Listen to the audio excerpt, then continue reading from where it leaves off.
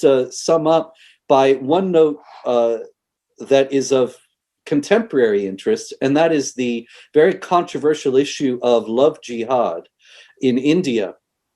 It is important to note that that also is proceeding on the basis of Islamic texts and teachings. It is not an aberration, and it is not a cultural phenomenon that has no basis in Islam. In the first place, Islam teaches that Muslim men are allowed to marry non-Muslim women, that is, people of the book, but not Hindus, because they are not the people of the book and are unclean according to the Quran, chapter 9, verse 28, as idolaters. And consequently, the Hindu woman must convert to Islam in order to marry a Muslim man.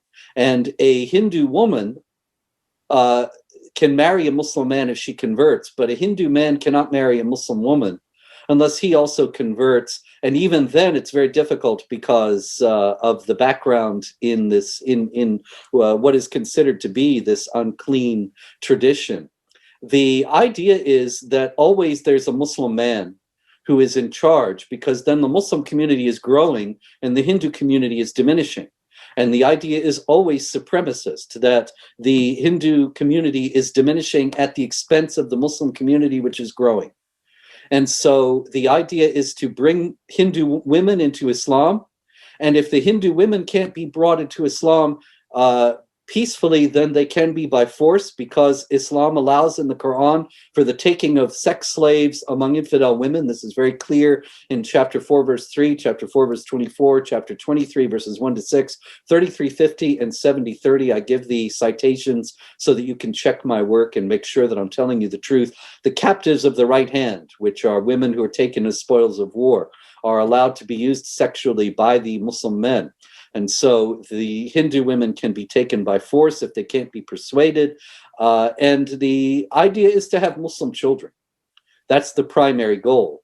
And the Muslim father passes on the faith to the Muslim children, so it doesn't ultimately matter if the mother is Hindu.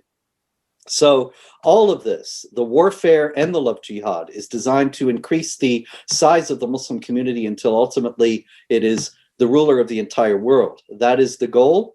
Obviously, it is clear that not all Muslims are pursuing it, but like you kindly said in the introduction, quoting me, that the Muslims who are not pursuing this are not stopping those who are.